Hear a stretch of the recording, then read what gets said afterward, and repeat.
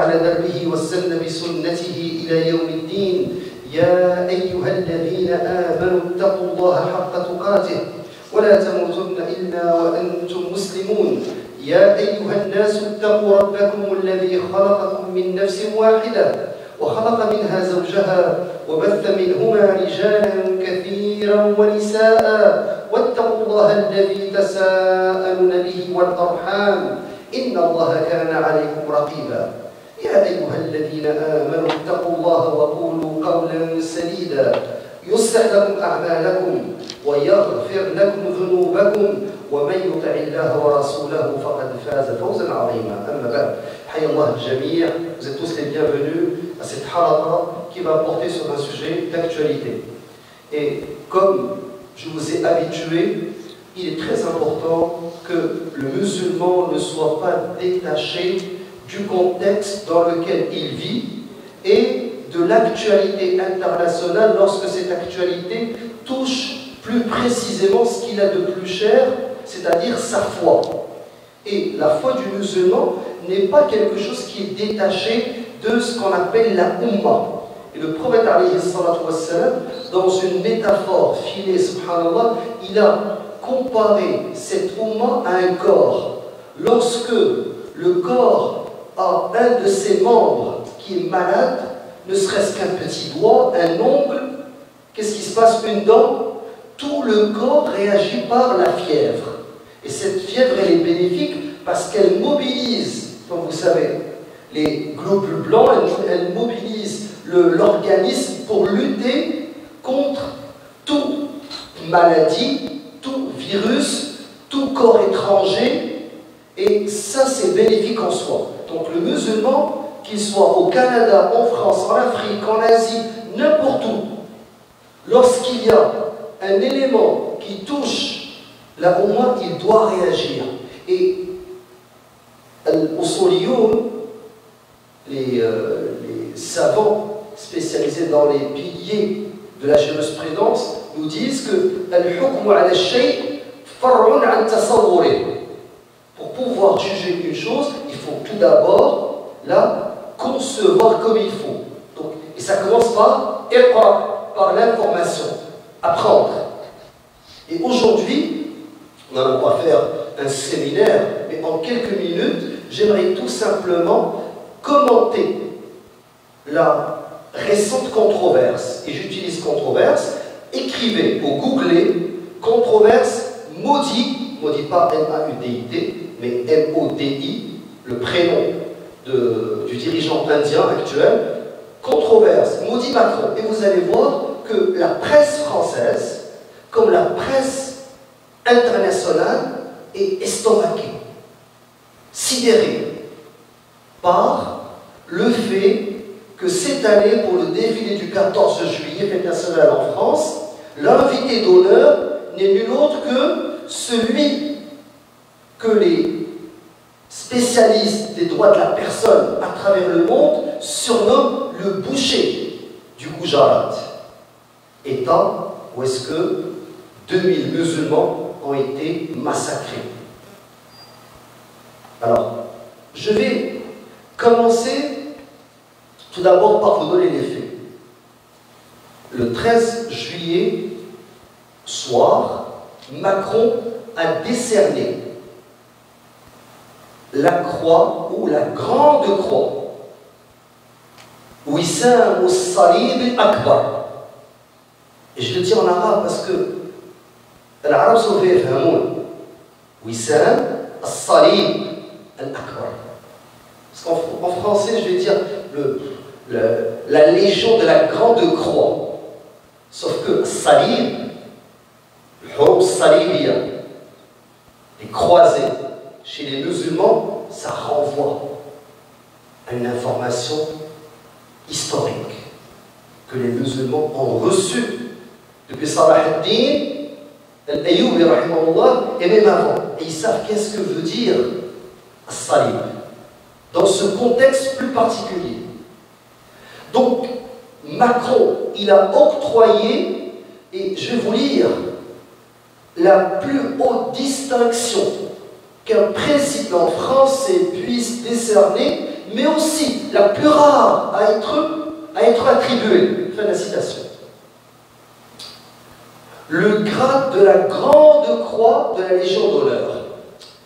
Alors, les médias français qui posaient la question à la chancellerie de la Légion d'honneur se sont fait dire que cet honneur, cette Grande Croix, est réservée, je cite, à ceux qui ont rendu service à la France. Sisi, là, en 2020. Vous savez qui est Sisi? Massacre d'Araba, est-ce qu'il a fait aux musulmans? Il les a brûlés vifs. Sisi l'a reçu en 2020.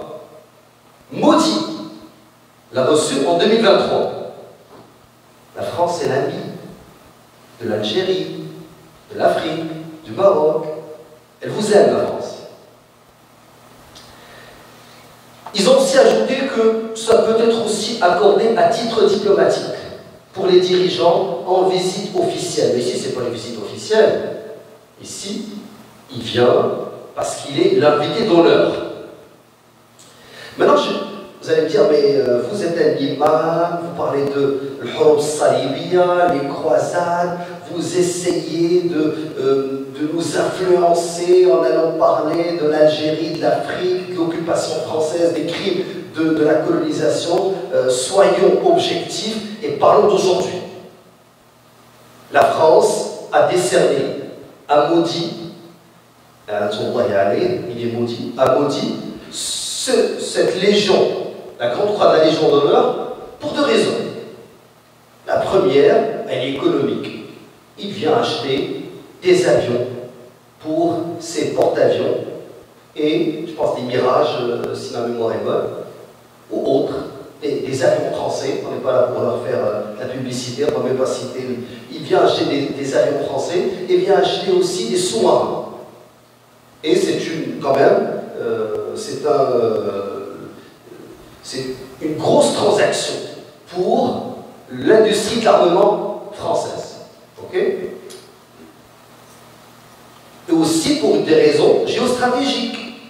L'Occident, qui a déjà donné la technologie nucléaire à l'Inde pour contrecarrer l'hégémonie ou l'ambition, parce que jusqu'à présent il n'y a pas vraiment d'hégémonie, même si elle est seulement économique, mais les ambitions chinoises dans cette région du monde. Donc, il y a un certain équilibre géostratégique que l'Occident veut encourager dans la région. Il veut contrecarrer la Chine, le 1 milliard de Chinois par le 1 milliard d'Indiens. Et c'est tout à fait logique. Alors pourquoi vous êtes en train de faire des liens et tout? Ok. Alors c'est pour cela que je ne vais pas parler. J'ai cité. Parce que si je parle, on va dire tu es biaisé. Tu as délaissé l'aspect économique et l'aspect géostratégique pour nous ressasser l'histoire qu'on connaît déjà. Et c'est comme ça que font les prédicateurs et les imams qui n'aiment pas la France, et ils nous disent la France c'est l'ennemi, elle a fait à nos ancêtres, à nos grands-pères. Non, parlons d'aujourd'hui. Business is business. La France est en train de vendre de l'armement, la France, comme l'Occident, voit dans l'Inde un partenaire, et l'Inde, c'est pas comme les 2 milliards de musulmans qui s'entretuent. Chaque pays est en train de penser comment attaquer l'autre, rivalise bêtement. Non. Modi, il vient, il dit je parle au nom d'1 milliard. Ça finit là. Donc il y a l'interlocuteur qui signe des contrats, qui fait des engagements. Donc c'est un homme fort. L'Occident respecte la France. Il ne respecte pas les fous qui s'entretuent, qui se divisent. N'est-ce pas? Ok. Alors, pour ne pas être biaisé, je vais citer Alix Mokvé, présidente de la Fédération internationale pour les droits humains, la FIDH, et Patrick Baudouin, qui est président de la Ligue des droits de l'homme, la LDH. Donc ça, c'est les plus grandes associations de défense des droits de la personne. Je les cite parce que les deux ont signé une tribune dans Le Monde, un journal français, pas plus français que ça, le 12 juillet. Et ça, c'est deux spécialistes, deux présidents des plus grosses associations de défense des droits de la personne personne, et voici ce qu'ils disent. J'aurais pu aussi ajouter Amnesty International, la britannique, ou Human Rights Watch, l'américaine, qui disent à peu près la même chose. Sauf que, pour ne pas faire la traduction d'anglais, je vais vous citer ce que les deux ont publié le 12 juillet et que tous les Français ont pu lire. Ils ont dit, ils ont estimé dans une tribune publiée le 12 juillet au Monde que la présence en tant qu'invité d'honneur du Premier ministre indien Narendra Modi au défilé du 14 juillet n'est en rien une occasion de célébrer les droits humains, vu du triste bilan de ce dirigeant. Le titre de leur tribune, le Premier ministre indien Narendra Modi est un personnage qui nourrit une violence d'État. C'est pas pour rien qu'il a été accusé de terrorisme dans le passé. C'est pas pour rien que le département américain l'avait interdit de voyage et de séjour aux États-Unis. C'était quelqu'un qui était perçu comme un terroriste qui a été accusé pour le meurtre de 2000 musulmans en 2002 dans l'état du Gujarat qu'il dirigeait. Et il a été accusé de terrorisme d'État parce que ce qu'il avait fait à l'époque, il avait incité la police à ne pas arrêter les foules hindouistes qui s'en allaient massacrer, tuer, violer les musulmans et les musulmans. Donc, le Premier ministre indien, ils ont dit, je les cite, certes il fallait peut-être se féliciter du partenariat stratégique mis en place entre les deux pays, France et l'Inde, il y a 25 ans, ou valider une vision multipolaire du monde, que l'Occident va s'ouvrir sur l'Inde, sur le Brésil, vous comprenez? Parce que c'est soit l'Occident qui va les accueillir, soit ça va être BRICS, ça va être la Russie, la Chine. Mais peut-on ignorer le fait que l'Inde, sous la houlette de Modi, traverse une grave crise qui voit se multiplier les attaques contre les militants des droits humains, les ONG et les journalistes? Donc eux, ils commencent par les militants, les ONG qui défendent les droits de la personne et les journalistes. C'est en tout cas la décision d'Emmanuel Macron et de sa diplomatie. La complicité, regardez, c'est pas moi qui le dis, des grands présidents des droits de la personne. La complicité entre les deux dirigeants saute aux yeux. À en croire le Quai d'Orsay, la France et l'Inde seraient liées, et ils citent, par des valeurs communes. Ils mettent ça entre guillemets, des valeurs communes de Musulmans. Ainsi qu'un attachement partagé à la démocratie, entre guillemets. Des mots convenus détachés de toute réalité. L'Inde, pays le plus peuplé de la planète, est souvent affublé du titre ronflant de la plus grande démocratie du monde. Ça ne vous rappelle pas quelque chose? La seule démocratie du Moyen-Orient? Il y a un lien entre l'entité sioniste et l'Inde actuelle sous Modi et la France. Et ce lien est le traitement de la minorité musulmane, avec une idéologie. En France, c'est ce qu'on appelle l'idéologie républicaine, qui tend à assimiler les immigrants et à les dénuer de leur identité musulmane. Chez l'entité sioniste, c'est la terre promise aux Juifs, le sionisme. En Inde, c'est l'Hindutva. Allez-y, cliquez. Qu'est-ce que l'Hindutva? L'Hindutva, c'est une idéologie qu'on pourrait traduire en français par l'indianité. L'hindouité, qui serait l'équivalent de l'Inde pour les de souche. De souche, ça dit quelque chose. Pour les fils, je cite, ça c'est dans leur livre, pour les fils du sol. Pour les fils du sol. Et ça va avoir un impact sur les musulmans qui habitent en Inde, et je vais l'expliquer. Donc, je cite toujours les deux spécialistes des droits de la personne, Alix Mogvi et Patrick Baudouin, qui nous disent l'un pays le plus peuplé de la planète, est souvent filmé du titre ronflant de plus grande démocratie du monde, la France, deux pays des droits de l'homme, deux titres qui à l'heure actuelle sont tout aussi détachés de la réalité. C'est pas moi qui le dis.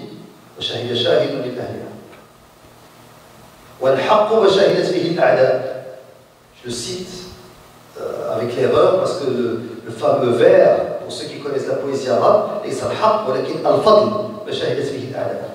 donc, ici, ils nous disent, depuis 2014, année de l'arrivée au pouvoir de Modi et de son parti, le Bharatiya Janata Party, je vais commencer à dire le BJP, le B, en anglais BJP, ou en français le BJP, je vais le franciser, le BJP.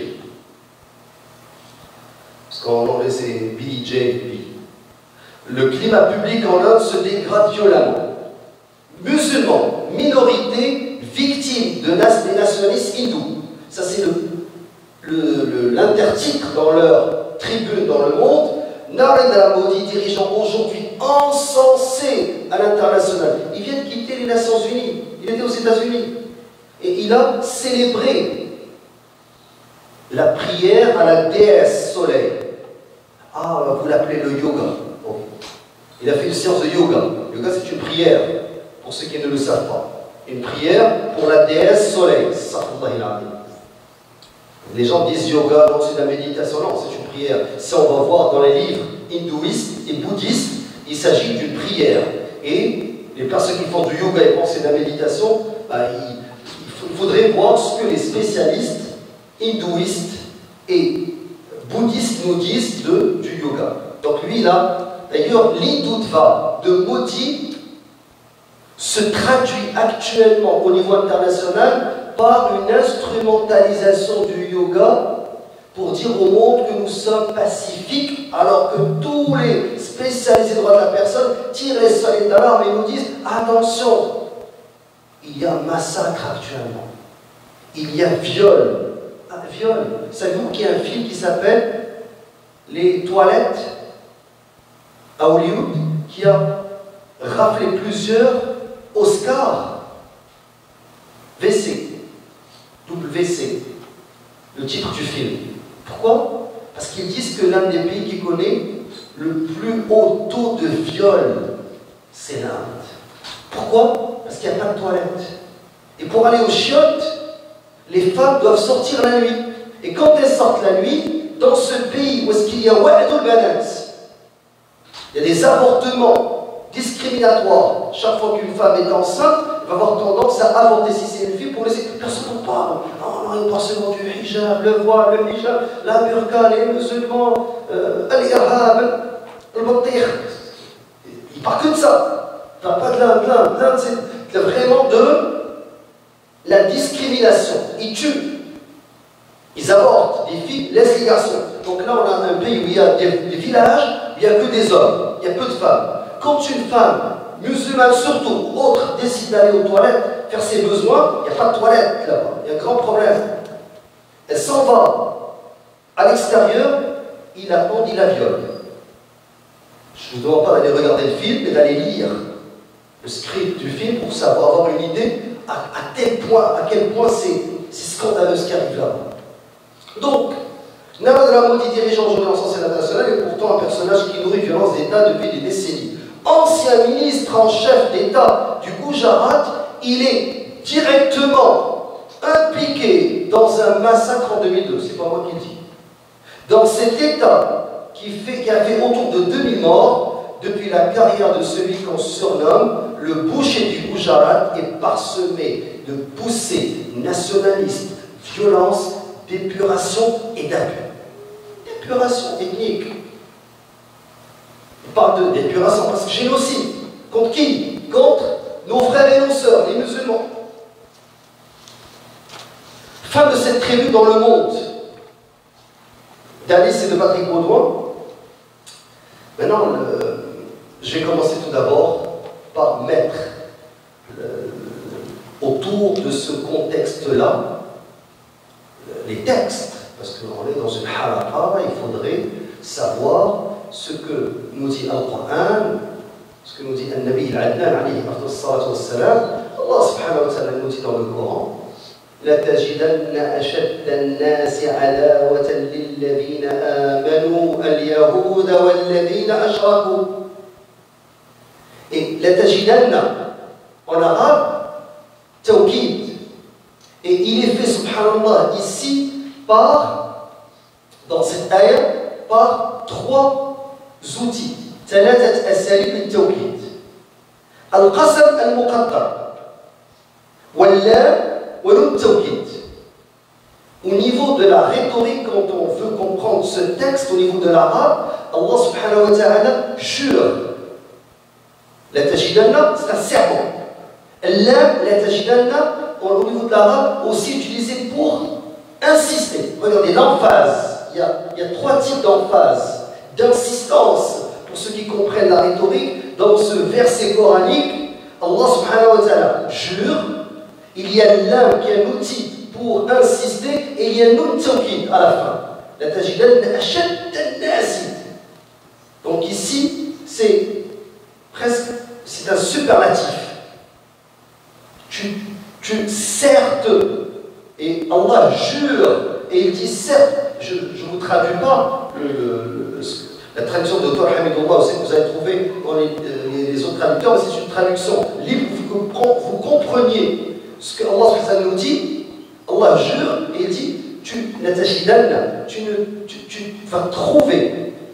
Et là, avec une insistance, que les personnes qui ont le plus d'animosité, vos plus grands ennemis, قال تعالى اليهود, les juifs, للذين آمنوا, pour les croyants, les juifs, والذين أشركوا, ceux les polythéistes.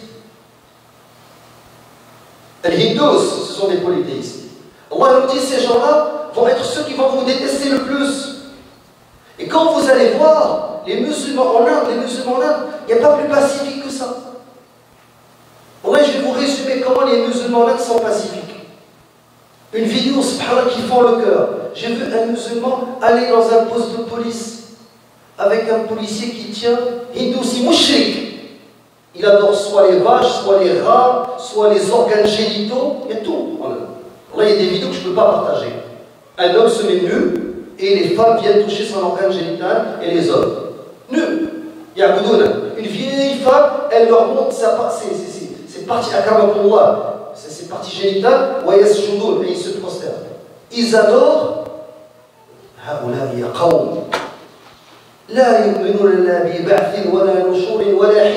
Ils ne croient ni dans la résurrection, ni dans le jour du jugement dernier, ni dans l'enfer, ni dans le paradis. Eux, ce qu'ils croient, c'est que après la mort, c'est pour ça qu'ils brûlent rapidement les corps et prennent les cendres pour les jeter dans ce fleuve qui est sacré pour le Gange et qui pue, qui est l'un des fleuves les plus pollués au monde, parce que l'âme va aller dans un autre corps ou dans un autre animal. Alors c'est pour ça que des fois, ils vont adorer la déesse, le rat. Il y a un temple, il n'y a que des gros rats. Ils adorent les rats. Dans un autre temple, ils adorent les singes. Ils adorent, comme je dis, tout. Plus de 200 divinités. Et dans leur livre, je n'ai pas le temps de vous exposer le livre, dans leur livre, ils disent que celui qui touche un musulman a touché quelque chose d'impur. Il doit se purifier. Avec quoi il va se purifier? Avec l'urine de la vache.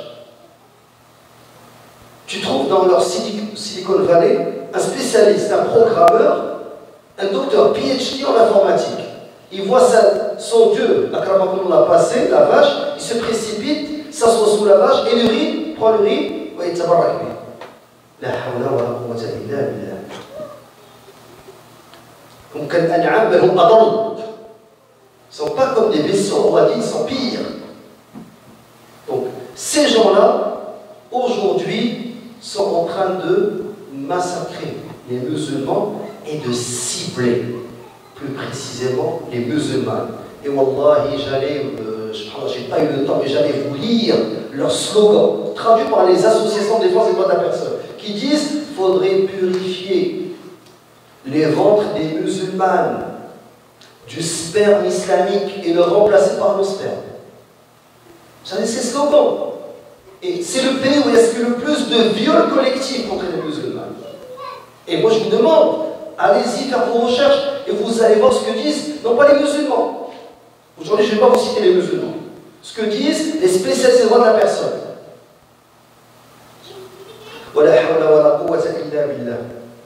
Donc, l'imam al-Sa'di, dans l'explication de ce verset, il nous dit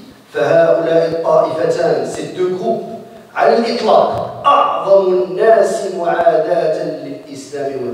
ce sont ceux qui ont le plus d'animosité envers l'islam et les musulmans. Ceux qui cherchent par tous les moyens à comment nuire aux musulmans, pour leur haine, pour les musulmans, c'est-à-dire avec injustice, avec injustice, par jalousie. Bien sûr, quand tu adores Allah subhanahu wa ta'ala, lui il adore deux sangs. Il adore les rats, il adore les vaches, il adore les singes, il adore.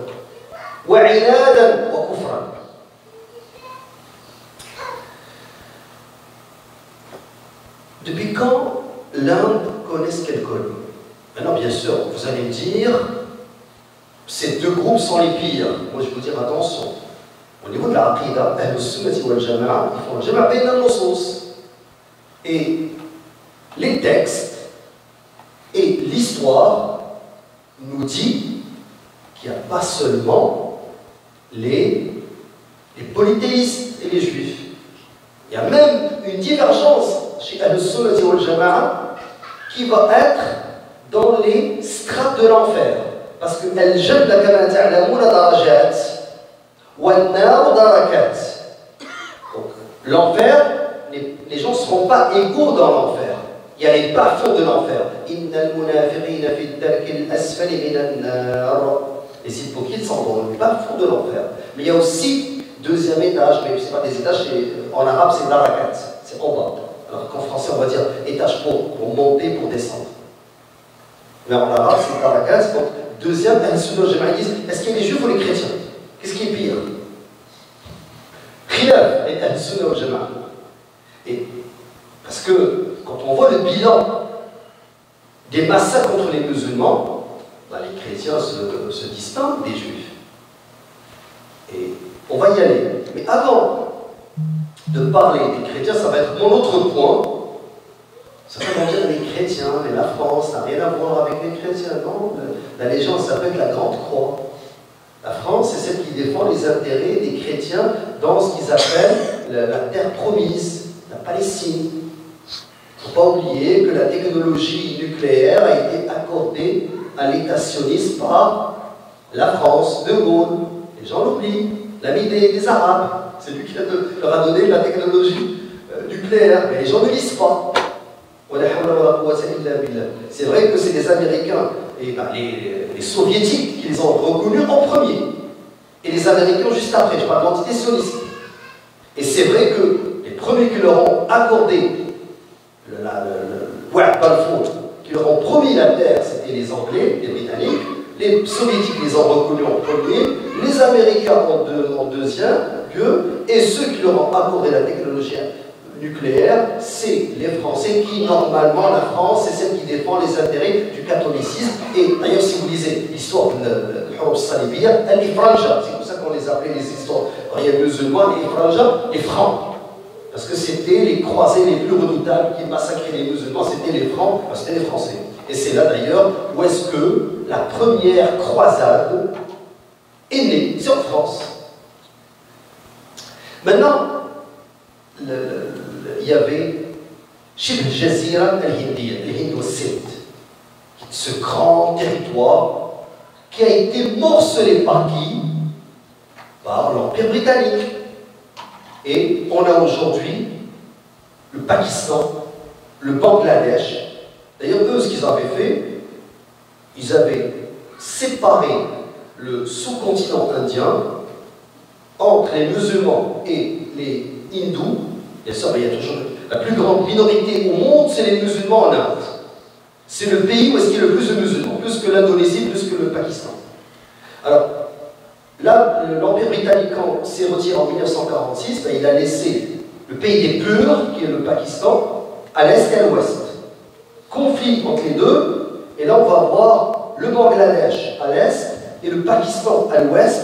Au milieu, ce qu'on appelle aujourd'hui l'Inde, il y a le Bhoutan, il y a le Népal, il y a Sri Lanka. Sri Lanka, ça n'existe pas. Il y a Jazirat Silan.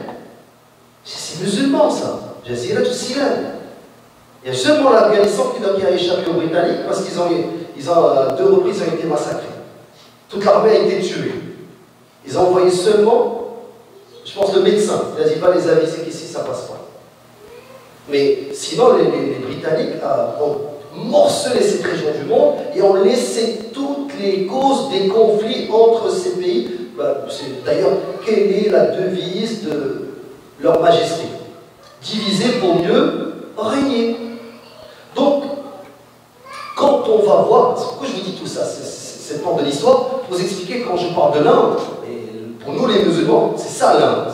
Mais là, on parle seulement pas du sous-continent de l'Inde, on parle seulement de l'Inde actuelle. Et le premier massacre contre les musulmans, c'est le massacre de Calcutta, 1946.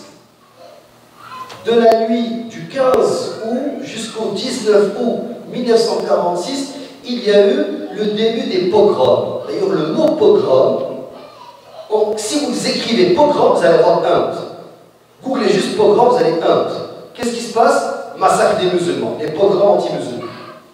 Qu'est-ce que des pogroms? C'est des foules qui sortent et qui se dirigent avec des bâtons, des machettes, du feu, qui s'en vont dans des villages musulmans, qui brûlent, saccagent, tuent, violent. Donc, à l'époque, c'était entre 5 000 à 10 000 morts. Et 15 000 autres ont été atteints, blessés. Il y a un site, First Post qui est en train de documenter ça, 70 000 exilés. Pour les domaines regardez, 5 000 à 10 000 tués, on a 15 000 blessés, 70 000 qui ont fui. 1946. Deuxième massacre, Nelly, 1983. Et je vais pas tout expliquer parce que sinon ça va être trop long. Et même pour la vidéo, les gens, vous savez, les gens regardent maintenant des vidéos de 30 secondes, 1 minute. Donc le deuxième massacre, c'est en 1983. Et à l'époque, des milliers de musulmans ont été tués. On parle entre 5 000 à peu près 2 000 musulmans jusqu'à 5 000, entre 2 000 à 5 000 musulmans qui ont été tués en moins de 6 heures. Un vrai massacre. Et c'était un autre pogrom, une foule de hindouistes qui étaient en accord avec la police indienne. Et ça, c'est vraiment l'une des particularités en Inde. En Inde, la police ne torture pas. La police ne tue pas. La police, elle protège. Qui? Ceux qui tuent les musulmans. Je vous dis ce qui se passe en Inde, juste pour être honnête. C'est pas la police qui tue. Non, la police indienne, elle est là. Il sourit et il protège. Il les laisse passer, il massacre les musulmans, il vient après. C'est comme ça que ça marche en Inde. Dans tous les programmes, et ça se répète. Dans tous les massacres que je vais vous citer, toujours le même modus operandi. La police indienne, elle est là, elle protège les manifestants qui s'en vont violer, tuer. Après, elle les protège, ils sortent, ils s'en vont. Ça finit là. Et les autres, et quand ils voient un musulman être lynché par la foule, ils retardent ailleurs. Ils n'ont pas vu. Troisième massacre, Hajibora, 1987. Dans la nuit du 22 mai 1987, ici, la police a, ça c'est l'exception qui confirme la règle, a kidnappé 42 musulmans de cette région et ils les ont trouvés tués. Alors, à l'époque, 19 policiers sont allés pour arrêter 42 jeunes musulmans et les gens les ont trouvés tués dans un ravin. Par la suite, ils ont accusé ces 19 policiers et en mai 2000, 16 parmi eux. Regardez, on parle de 1987. Ils ont été 3, 16 en fuite. Ils vont les arrêter quand ils vont se rendre. Ils vont se rendre en l'an 2000. Mai 2000. 16 vont se rendre à la police et ils vont être accusés formellement, puis libérés avec caution. Fin du dossier. 4e massacre, la mosquée Babri, la fameuse mosquée. Et c'est le même modus operandi qu'en Palestine. Chaque fois qu'il y a une mosquée, les hindous s'y viennent, ils disent non, non, non, non. Ici, sous la mosquée, il y a un temple. On veut creuser.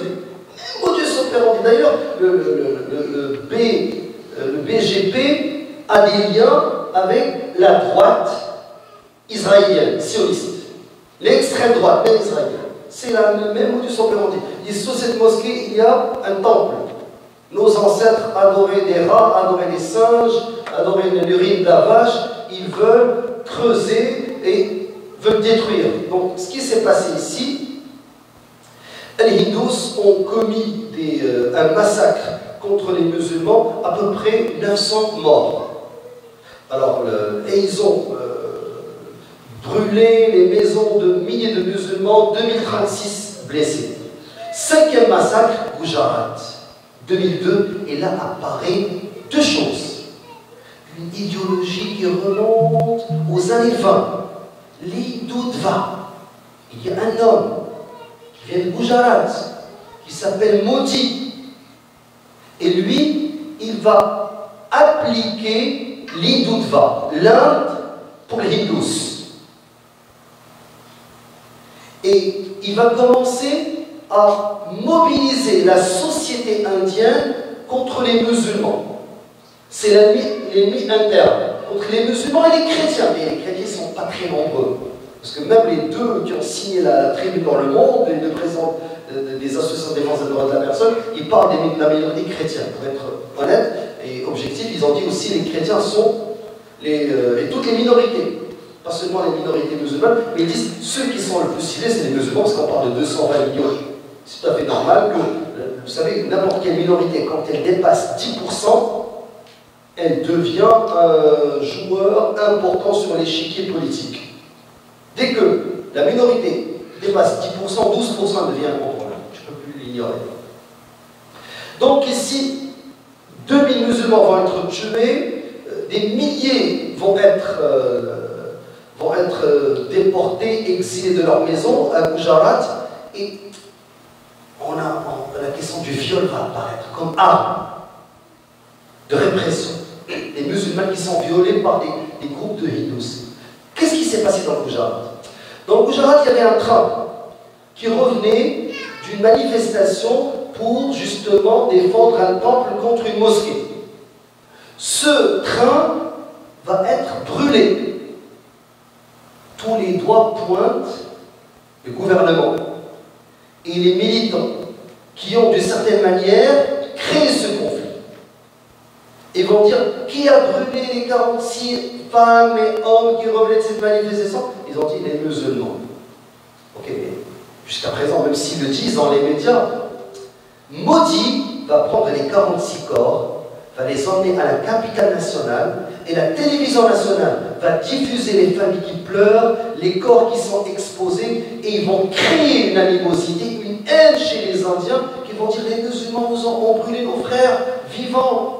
Ils revenaient d'une manifestation pacifique, les musulmans ne connaissent que le djihad, il faut les attaquer, et ils sont allés massacrer la minorité musulmane. Les gens qui étaient chez eux se sont réveillés, entourés par des hommes qui portaient des torches, du feu, des armes, des machettes. Ils vont rentrer dans les maisons, ils vont massacrer les musulmans. Donc, Modi a été accusé à l'époque parce qu'il a instrumentalisé cet incendie de ce train, et il a exposé ses 46 victimes pour créer un élan de solidarité meurtrier qui va donner lieu au massacre de 2000 musulmans. 6e massacre, Modfar Nahar 2013, là il y a à peu près 42 musulmans qui ont été tués dans des pogroms anti-musulmans. On parle du mois d'août 2013. Et à l'époque, la police avait arrêté, en 2013, c'était avant l'arrivée au pouvoir de Modi. Modi était en 2002 le gouverneur, le ministre-gouverneur de l'État du Gujarat. Mais en 2013, ils vont arrêter la police des membres de ce parti, le BGP. Puis ils vont les relâcher. Ils vont au début les arrêter, mais ils n'ont pas été accusés. New Delhi, 2020, il va y avoir des manifestations des musulmans contre la nouvelle loi de la citoyenneté, qu'est-ce que j'avais dit, de souche. Donc dans Assam, qui est un État où est-ce qu'il est musulman, dans Cachemire, le gouvernement a retiré l'autonomie du Cachemire, parce que le Cachemire avait une forme d'autonomie, je parle du Cachemire pakistanais. Le Cachemire est divisé en trois parties. Une partie qui est sous le contrôle de la Chine, une partie qui est sous contrôle du Pakistan, qui est la plus importante, et c'est majorité, c'est que des musulmans. Historiquement, ils faisaient partie de l'Inde, de Ghazli, de la Ghazlawiya. C'était de l'Afghanistan qui avait ce grand empire musulman qui gouvernait la région avec le Coran, subhanallah. Et cette partie du Cachemire était sous la tutelle islamique, était gouvernée par le Coran. Et il y a la partie indienne. Dans la partie indienne, les musulmans avaient une forme d'autonomie. On va leur retirer cette autonomie en 2020 et ils vont passer loi de la citoyenneté. Ils vont dire que ceux qui ne sont pas des hindous ne pourront plus avoir la citoyenneté. Si tu as la citoyenneté afghan, ou tu es d'origine bengale, du Bangladesh, d'origine, c'était la même région. Il faut que tu prouves que tu es hindou, que tu adores leur Dieu. Si tu adores Allah subhanahu wa ta'ala des musulmans, tu n'as pas le droit à la citoyenneté. Pire que ça, ils vont enlever la citoyenneté à des groupes de musulmans dans Assam qui vont se retrouver comme étant apatrides. D'ailleurs, maintenant dans le monde, il y a seulement ces musulmans en Inde qui sont apatrides, et il y a l'autre minorité qui est la plus persécutée en Birmanie qui sont les Rohingyas. Les Rohingyas sont aussi des apatrides. Ils leur ont dit, vous n'êtes pas des Asiatiques, vous êtes des Arabes. Votre origine est arabe. L'izar, c'est cette robe ou ce tissu qui nous autour du ventre, qui couvre leur aura. Et ils disent cette manière de s'habiller, c'est des Arabes. Donc vous n'êtes pas originaire d'ici. Vous n'êtes pas des sols, du souche. Vous n'êtes pas de souche. Donc ils leur ont enlevé en Birmanie leur citoyenneté, même politique raciste en Inde. Parce qu'ils vont enlever la citoyenneté aux musulmans qui vont se retrouver apatrides. Bien sûr. Et en plus, il y a dans le Hindutva cette tendance à parler de love jihad. Jihad nikah. C'est quoi love jihad? Ils disent les musulmans sont polygames. Ils se marient avec les hindousiyettes et ils font beaucoup d'enfants, ils vont devenir majoritaires. Pas 200 000 ans devant 1 milliard 1,1 milliard. Bien sûr, le musulman n'a pas le droit de se marier avec une mushrika. Le musulman a seulement le droit de se marier avec une musulmane ou une juive ou une chrétienne. C'est tout à fait faux. Mais eux, ils vont sortir ce mensonge et l'État va le diffuser largement. Et à chaque fois qu'ils vont trouver une femme qui marche avec un homme, ils vont les arrêter pour lui dire: est-ce que tu es musulman? Qui est ton père? Est-ce que tu n'es pas une hindouce?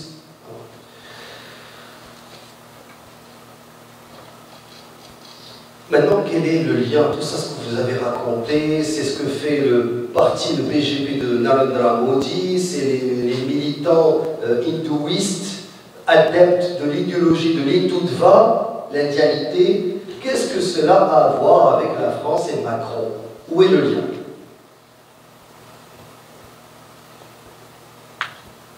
Bien sûr, le lien, c'est la grande phrase de la Légion d'honneur. Le lien, c'est que la France, le gouvernement français, parce que Macron, quand il a octroyé cette grande Légion, la croix d'honneur, elle a été validée par le Conseil des ministres. Elle doit être actée par le Conseil des ministres. C'est pas un cadeau personnel, non, c'est pas personnel, c'est officiel. C'est le président français qui l'accorde, et c'est le Conseil des ministres qui cautionne et qui acte. Et ça devient officiel. Ensuite, maintenant, j'aimerais parler de cette tendance des musulmans à dire que les chrétiens ont toujours été bienveillants à notre égard et que le problème, il est économique, c'est tout simplement le capitalisme et l'impérialisme, que ce soit l'impérialisme français, britannique, américain ou russe qui est problématique. Il n'y a rien de religieux. Les textes, ensuite les faits. Et on termine. قال تعالى ولا يزالون يقاتلونكم حتى يردوكم عن دينكم إن استطاعوا. Ils ne vont jamais cesser de vous combattre jusqu'à ce que vous allez quitter votre religion. S'ils peuvent, c'est-à-dire qu'ils ne vont pas pouvoir vous sortir de votre religion. وقال تعالى ود كثير من أهل الكتاب. ود, donc un grand groupe des gens du livre, juifs et chrétiens. Qu'est-ce qu'ils font? Ils espèrent. لو يردونكم من بعد إيمانكم كفارا حسدا من عند أنفسهم من بعد ما تبين لهم الحق. Donc, ici, subhanallah nous dit qu'un grand groupe des gens du livre espère vous rendre après votre foi mécréants hasadan min indi anfusihim, par jalousie, après qu'ils aient su le vrai. Donc ils ne sont pas ignorants, ils savent que vous êtes sur le vrai, que vous croyez dans Jésus, Moïse, Moussa, Abraham, Ibrahim alayhi salam, Noé, jusqu'à Adam, et que vous adorez Allah subhanahu wa ta'ala, vous n'êtes pas des polythéistes. Ils savent. Ils savent que vous avez dans le Coran toute une sourate qui s'appelle Maryam, Marie. Ils savent qu'il y a toute une sourate qui s'appelle Al-Imran, la famille d'Imran. Même avec ça, ils vous déclarent la guerre et voudraient vous sortir. Allah subhanahu wa ta'ala dit ما يود الذين كفروا من أهل الكتاب ولا المشركين أن ينزل عليكم من خير من ربكم. Les gens du livre et les polythéistes et les associateurs ne veulent pas qu'il y ait le moindre bien qui descende sur vous de votre Seigneur. وقال تعالى, Allah a dit ولن, ça finit là, ولن ترضى عنك اليهود ولا النصارى حتى تتبع ملتهم. Donc ni les juifs ni les chrétiens ne seront satisfaits de toi, et ça de toi, chacun de nous, jusqu'à ce que tu suives leur milla, leur religion. Si tu ne suis pas leur religion, ils ne seront pas satisfaits de toi. Allah, c'est Allah qui l'a dit. Maintenant, le 1492, il faut que je ne vais pas parler des croisades. Vous connaissez l'histoire des croisades, comment les croisés se sont mobilisés en France, ils ont dit il faut aller libérer la terre promise, ils vont commencer par tuer les chrétiens qui n'étaient pas catholiques en cours de route. Vous savez que, et ça c'est les gens qui disent non mais on a une autre analyse qui est l'analyse de gauche, l'analyse communiste, que c'est tout simplement une lutte pour le pouvoir, pour les ressources. Je vous dirais qu'il y a un mélange entre l'aspect économique et religieux depuis le début. Alors, juste pour vous dire que le pape, en collaboration avec les seigneurs féodaux, il y avait le système féodal. Vous savez, dans le système féodal, rapidement, il y avait ce qu'on appelle le régime salique. Celui qui héritait, c'était le fils aîné. Et à un certain moment, tous les nobles qui avaient le droit de monter à cheval et de porter une arme, une épée, contrairement aux roturiers, qui étaient corvéables à merci, qui n'avaient pas le droit d'avoir une arme ni monter à cheval. Alors, ces fils des nobles qui ne pouvaient pas hériter avaient des armes, des chevaux. Qu'est-ce qu'ils faisaient? Ils se sont constitués en groupe, des brigands. Ils ont commencé à semer le chaos dans les terres, dans les empires féodaux. Donc, il y a une idée du pape, avec les seigneurs, ils ont dit on va leur trouver un moyen de les occuper. On les envoie où? C'est les seigneurs. Ce n'est pas les roturiers. On les envoie combattre les Sarrasins, les musulmans. Donc depuis le début, il y a un lien entre l'économie et entre le religieux, entre l'économique et le religieux. Et là, ils vont envoyer les musulmans pour justement aller chercher le butin et envoyer une patates chaudes, un problème, des tueurs qui étaient gâtés, qui étaient les fils des riches, qui pouvaient s'entraîner, avoir les armes et tout, on va les envoyer combattre les musulmans. Donc ça, comme la nouvelle expansion, le croisée capitaliste, l'hégémonie capitaliste, mais les premiers qui sont venus, le Mubashiroun, ceux qui sont venus défricher, c'était des missionnaires. Avant que la France débarque en Algérie, au Maroc, en Tunisie, il y avait des missionnaires qui sont venus. Il y a même, comme le dit Edouard Saïd dans l'orientalisme, une science qui va naître, qui s'appelle la géographie. On va commencer à étudier les ethnies. Ah, ici, il y a des Arabes, il y a des Amazirs, il y a des Kurdes, il y a des Turcs. On va les étudier, on va apprendre leur langue, leur dialecte, pour pouvoir les contrôler. Dans l'orientalisme, Edouard Saïd nous montre comment l'Occident a étudié l'Orient pour le contrôler. Parce que quand tu étudies quelqu'un, c'est pas par ignorance. Les orientalistes lisent le Coran, lisent Sahih Bukhari. Le Cheikh Al-Albani a bénéficié dans ses travaux au niveau du hadith des travaux des orientalistes qui ont compilé la Sunna Nabawiyya. Ne croyez pas que ces gens-là ne savent pas, ils savent. Tant quand tu leur dis peace and love, ils te disent donc ils disent juste, vous ne comprenez pas votre religion. Un jour vous allez la comprendre, donc nous on parle. Donc, ce que je suis en train de vous dire, c'est que je ne vais pas parler des croisades. Tout le monde sait c'est quoi les croisades. Je vais parler de le triste épisode de l'Inquisition. 1492, la chute de l'Andalousie. Là, ils ont promis aux musulmans, rendez-vous, vous allez vous rendre, et nous n'allons pas vous massacrer. Quelques mois après, les massacres commencent. On demande aux enfants, il n'y avait pas d'école à l'époque, hein. Il n'y avait pas les services sociaux, les différents... mais ils demandaient aux enfants, est-ce que vos parents, quand ils vont aux toilettes, ils se lavent avec de l'eau? Parce que les musulmans étaient obligés de montrer qu'ils étaient catholiques, sinon ils étaient tués. Donc ils voulaient savoir, est-ce qu'ils jeûnent pendant le ramadan? Ils demandaient aux enfants. Ils ont dit à ceux qui ne veulent pas rester, devenir catholiques, vous pouvez quitter. C'était au début. Après ils vont abolir cela. À condition, vous quittez mais vous laissez vos enfants qui ont moins de 14 ans. Ah, c'est comme ça que ça marche. Vous laissez vos enfants, vos filles, tous ceux qui ont moins de 14 ans, qui sont nés sur le territoire andalou, vous appartient.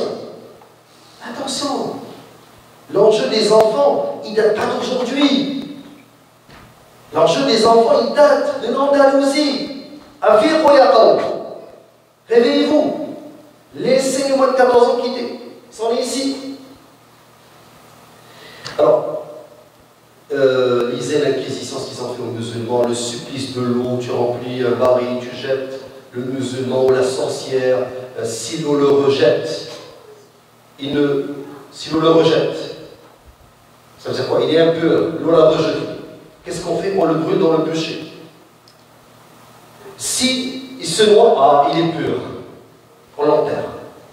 Mais soit tu finis noyé, il te lie les mains et les pieds, te jette dans un baril d'eau, tu fonds, tu te noies, tu es pur. On t'enterre. Il est mort. Tu arrives à voguer, à rester au-dessus de l'eau, à flotter, on te prend, on te brûle, tu es impur.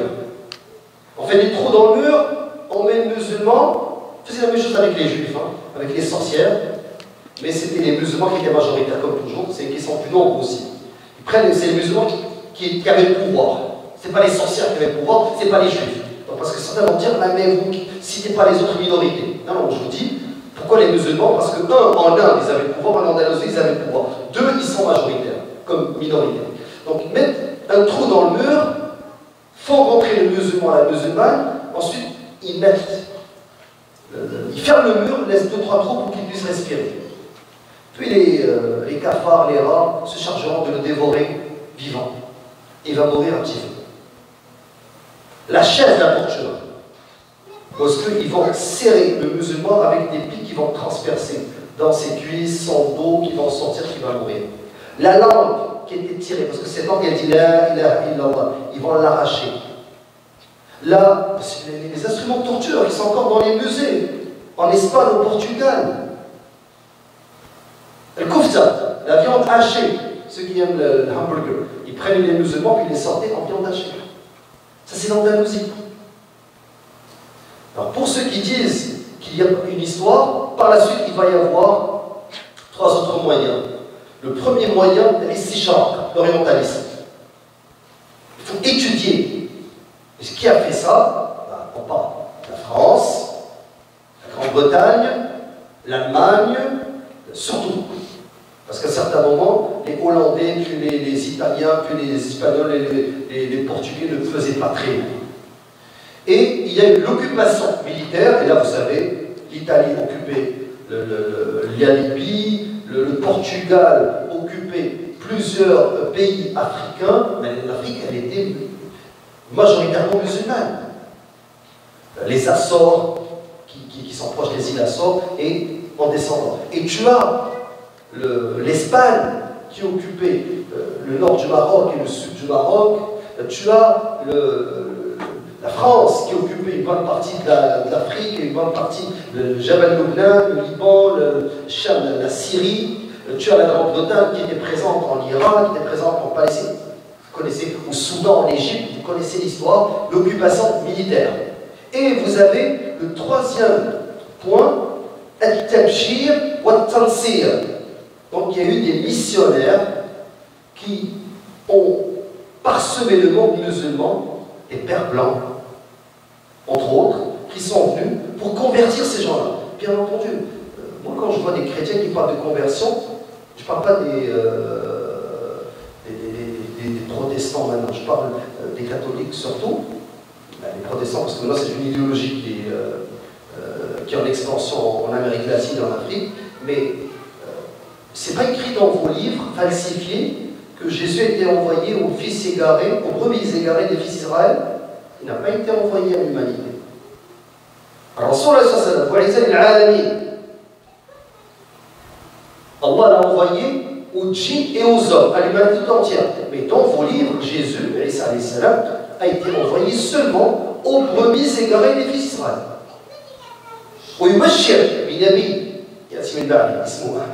Et il annonce la venue d'un autre prophète qui va venir à la fin des temps, qui est Mohammed sallallahu alayhi wa sallam. Donc,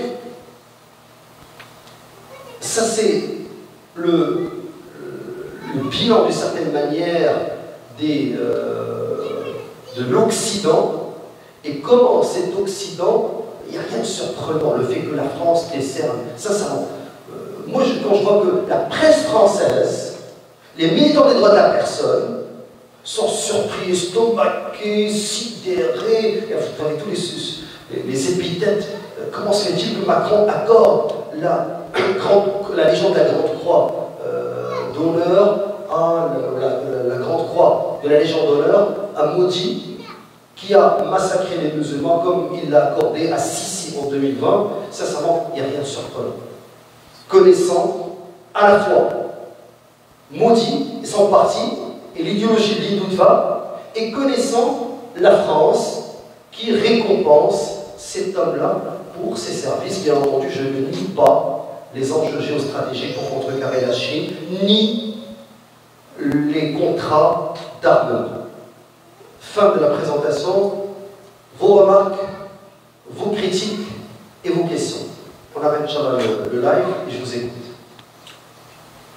Ça va pas.